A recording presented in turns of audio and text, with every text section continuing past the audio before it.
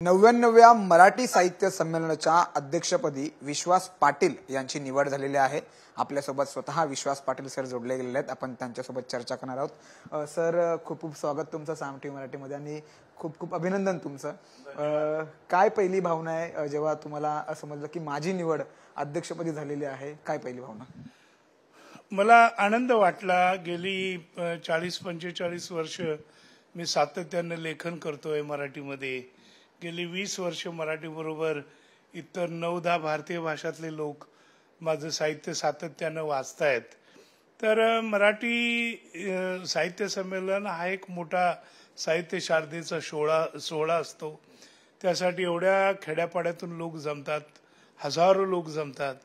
तिथं वाचकांना भेटता येईल, त्यांच्याशी गप्पा करता येईल, त्यांचं मन जाणून घेता येईल। त्या दृष्टिकोनातून मला ही चांगली संधी वाटते।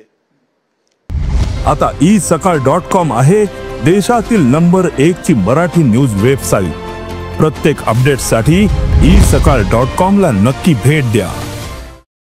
सर, कुठेतरी असं वाटतं का की जे साहित्य संमेलन साताऱ्यामध्ये होत आहे, तर मागे अनेक साहित्यिकांनी साहित्य संमेलनाला पाठ फिरवली होती, काही लेखक देखील आले नव्हते, कुठेतरी कधी आले नव्हते काही लेखक? अशी माहिती आली होती? बिलकुल चुकीची माहिती आहे तुमची। अजिबात असं झालेलं नाही। उलट याच्या आधीचं साहित्य संमेलन हे मला आठवतं तसं 92-93 साली हे साताऱ्याला झालेलं होतं आणि त्याला लोक आले होते, खूप लोक आले होते। माझी मुलाखत झाली होती, हजारो लोक होते। तो काही प्रश्न नाही या साहित्य संमेलनाच्या बाबतीत। आता साताऱ्यात आहे साहित्य संमेलन, कसं असणार आहे नियोजन? 20 वर्षापूर्वी जे साताऱ्याला साहित्य संमेलन झालं त्याचा अध्यक्ष विद्याधर गोखले होते आणि प्रचंड रिस्पॉन्स होता तिथं। त्यामुळं तो काही सवाल साताऱ्याला येणार नाही। आता साताऱ्यातलं नियोजन कसं असेल आता जे आहे साहित्य संमेलन? आता नियोजन हे तिथल्या संयोजकांनी करायचं आहे। त्या बाबतीत मला सांगता येणार नाही, ते संयोजक सांगतील। पण आम्ही जाऊ साहित्य संमेलनाला, त्या ठिकाणी काहीतरी एक नव्या साहित्य संमेलनात नवा विचार मांडू। आणि मुख्यतः माझा दृष्टिकोन असा आहे की आता एका बाजूला आपण मराठीचा अभिमान बाळगतो, पण मराठी वाचकांची संख्या कमी होत चाललेली आहे, झपाट्यानं रोडावत चाललेली आहे। आणि त्यामुळं मराठीपासून दूर पडणारे मराठी वाचक त्यांना परत माय मराठीच्या अंगणामध्ये आणणं ही एक ऐतिहासिक जबाबदारी आहे आजच्या कवींची आणि लेखकांची, साहित्यिकांची। त्या दृष्टीनं प्रयत्न होणं आवश्यक आहे।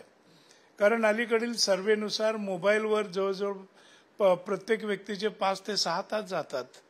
पूर्वी प्रत्येक ST मध्ये असेल किंवा विशेषतः रेल्वेचं कंपार्टमेंट आहे की लायब्ररी आहे, इतके लोक वाचायचे, आता वाचताना दिसत नाहीत। तर ही नवीन पिढी साहित्य शारदेच्या दरबारामध्ये पुन्हा कशी वळेल या दृष्टीनं प्रयत्न होणं आवश्यक आहे।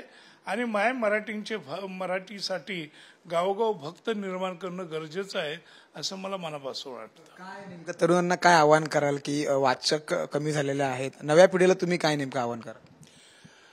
नाही, नव्या पिढीला म्हणण्यापेक्षा गावामध्ये जर आपण मराठी संघटन केलं, मराठी भाषा, संस्कृती आणि मराठी वाचन, मराठी कला संवर्धन या दृष्टिकोनातून तर चांगलं होईल ना।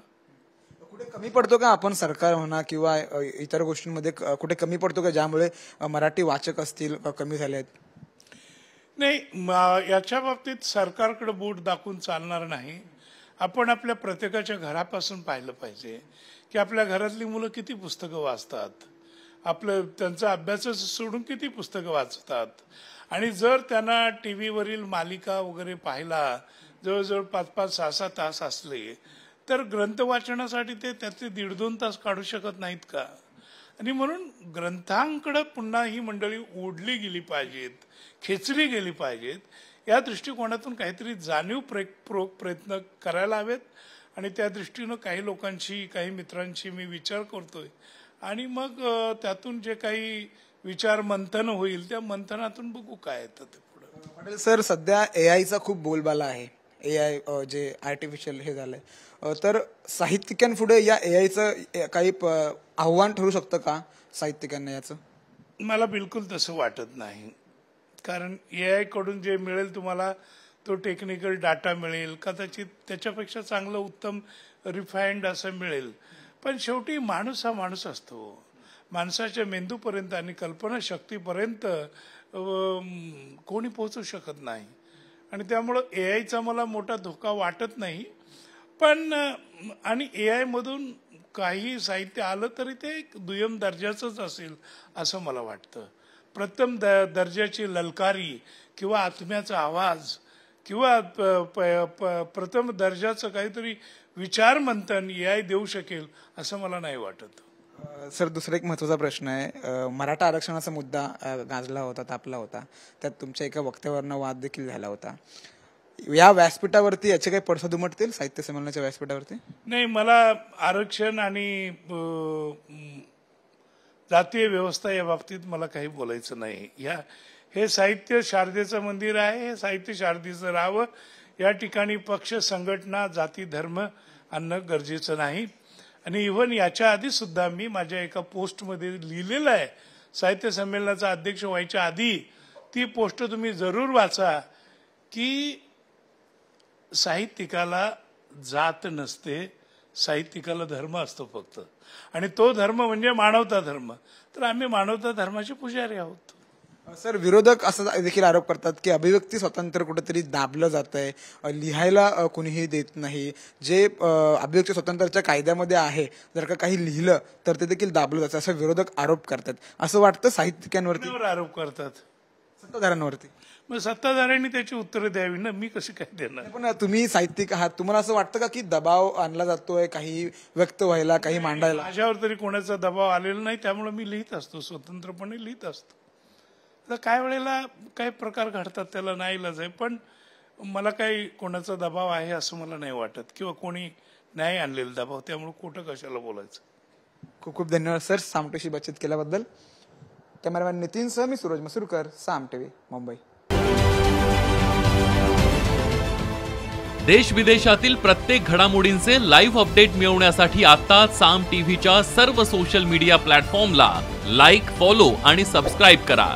तसंच सर्व नोटिफिकेशनसाठी बेल आयकॉन प्रेस करायला विसरू नका.